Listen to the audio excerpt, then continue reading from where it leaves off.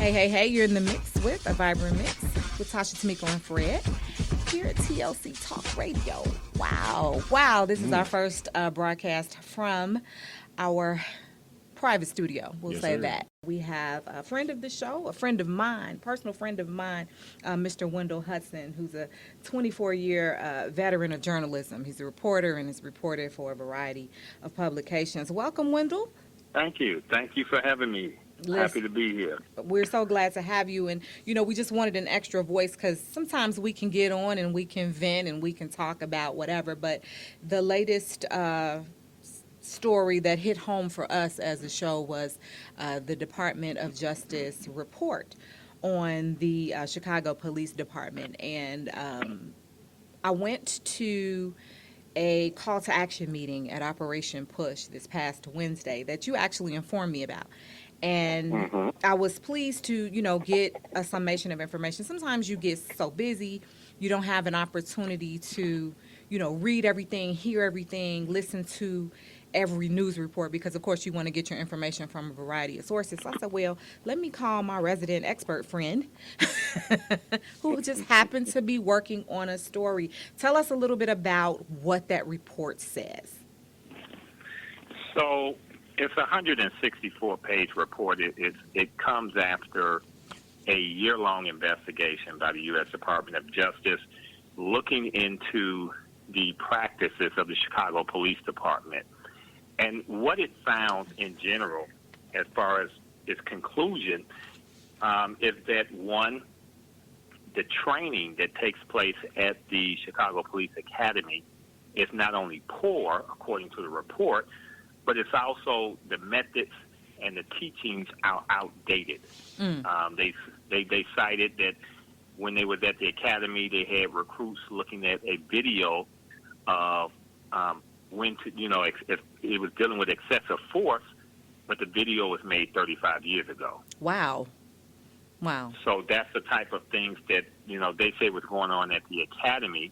And with the police department as a whole, they noticed that excessive force was used more often than not. It was used majority of the times, I guess is a fair way of saying it, when the defendant is black or Hispanic. Yeah. Police officers face very little discipline when excessive force is used. They talked about how supervisors have no incentive really to discipline their officers, and they rarely did. Wow. And so what has been the response from officers in general, maybe the Fraternal Order of Police? What has been the response to this report?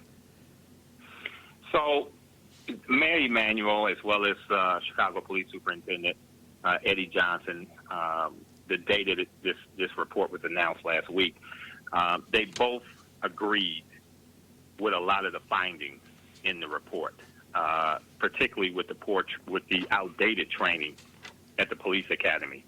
And so they've announced a lot of reforms and changes that, quite frankly, they had started even before the report had became public, before it was announced.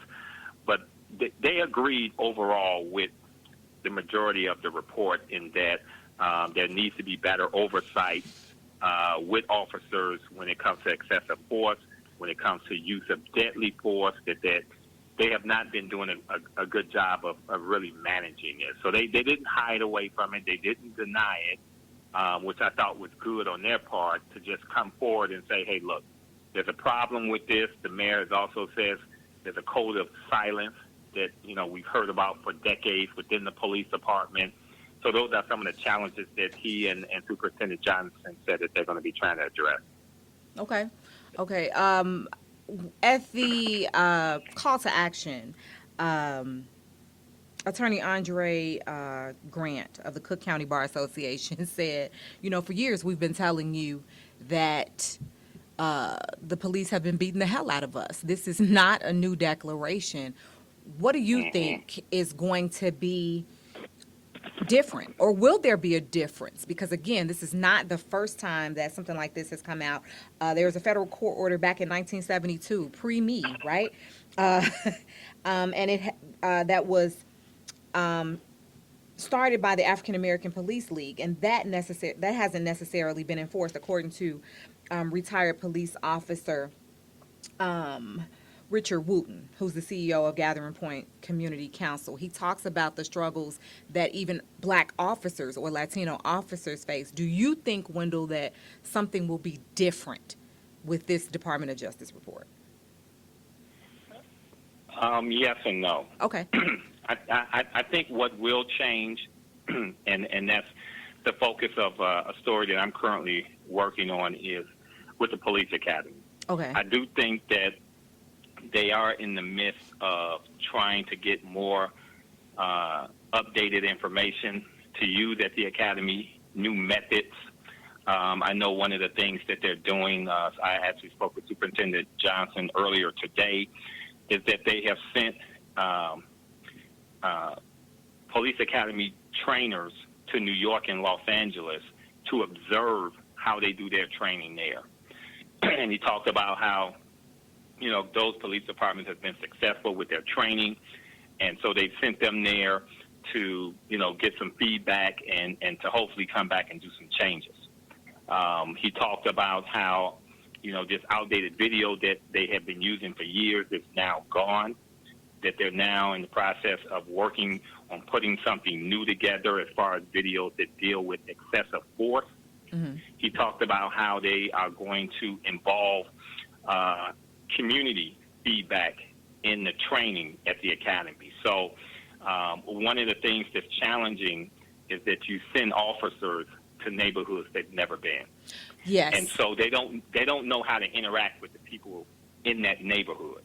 Mm-hmm. So, you take some white officers and you send them to the Austin neighborhood on Chicago's far south side, the largest neighborhood in the city with 98,000 residents, and you don't know how to interact with them. So you go over there already with this myth of you have to be this aggressive person toward residents who live in that area, because that's how you have to treat them.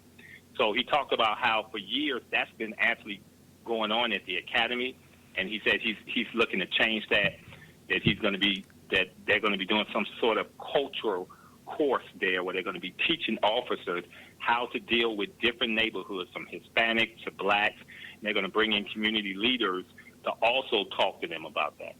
So they're teaching them how to be culturally sensitive then? Correct. Okay. And I think that was one of the themes that I heard from the residents who were at this call to action meeting at Push this past week rather. They talked about how, sometimes the problems are escalated just because people have misread, a cue, or misread body language, or think someone is having an attitude when they're just, speaking, or maybe they do have an attitude, but then the escalation becomes, very physical or even, unfortunately, deadly. And it's all because there's a lack of awareness of what those cultural sensitivities are, what those triggers could be. It is. And Superintendent Johnson, he acknowledged that, in an interview that I did with him today, about how that has got to change, how that he said that's a contributing factor to why you have so many situations where you have black residents and white encountering with white police officers. He said because a lot of times those white officers don't know how to interact with people in those in different minority neighborhoods, because when you send them downtown, they don't talk to them like that. And they're under the assumption that when you go to these minority neighborhoods, you go to these crime-ridden areas, that to command authority from people who live there, this is how you have to talk to them. And he said that's a culture that he wants to change. Well, that's great. And I really do, I'm rooting for, some peaceful moves, some moves toward peace and reconciliation of trust. I'm rooting for it. I'm not necessarily optimistic. I don't know. Fred, what are your thoughts? Well, my thing is, it's, as they say, you always start from the bottom up when you're trying to change a situation. It's just like trying to change a people. You start with the babies, but then what do you do with the adults? Okay. The cops that are, been there 5 years, 10 years, 20 years. how do they change their attitude? Are they going to be retrained, or what do you do with them? Yeah, and that's a key point. So you can't, you say all the time you can't legislate what's in people's hearts, and I don't know if that's me making noise or somebody's using their phone or, but you can't legislate what's in people's hearts. You can't train out what's in people's hearts, and so maybe that systemic, those roots are going to have to kind of filter their way out with time.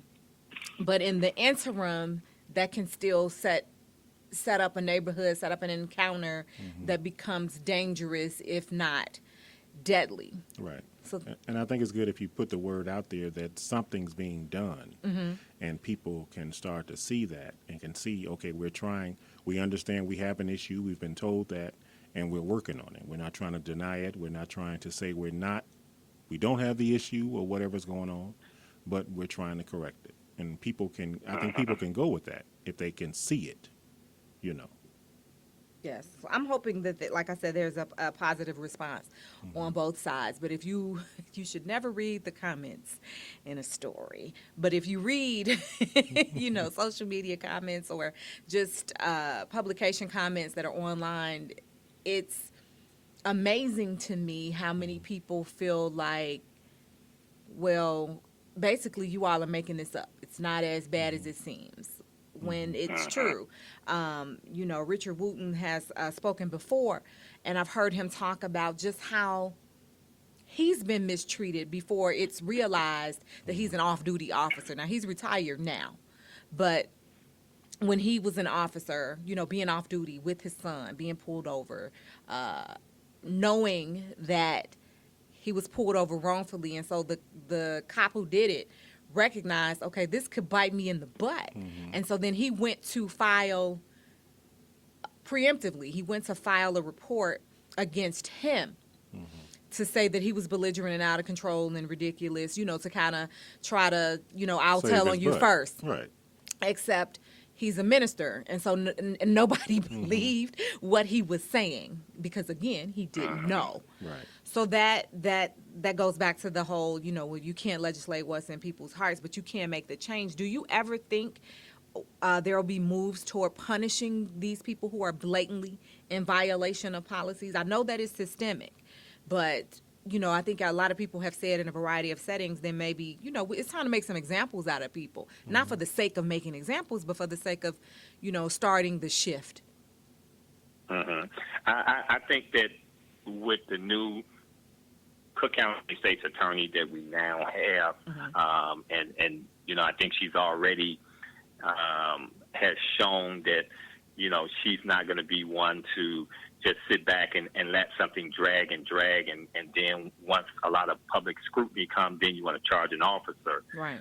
There was an officer just charged this week, a black officer was charged with first-degree murder because he shot and killed somebody, allegedly shot and killed somebody, his neighbor, who his family said that the two of them had bad blood between each other. Okay. And so they got into an altercation, and he shot and killed him when he was off duty, and so he was charged this week with first-degree murder.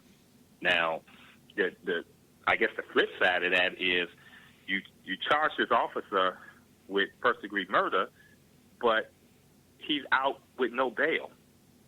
He didn't have to put up any money for bail. If I go shoot somebody and I'm charged with first-degree murder, I'm pretty sure Right. I'm not going to get an I bond. I'm pretty sure I'm going to have at least $10,000 to get out. Even I'm with going no in my criminal purse. record. We're going in the Vibrant Mixed Fund. That's something interesting. But I do like the fact that she didn't take a year like the previous state's attorney before charging an officer with a bad shooting. She immediately charged, after reviewing the facts, and immediately charged him with first-degree murder. So, she's already said that, that's something that, if it's a wrong shooting, they're going to be treated like anybody else. But, again, then you go and you let the officer walk without putting up any bond money, but you charge him with first-degree murder, where if you're convicted, you get a minimum of 20 years. Yeah. So that was a little, unsettling, that because that's not, again, if anybody else was charged with first-degree murder, you're not going to get an I bond. You're going to have to you're going to have a high bond. Yeah. Yeah.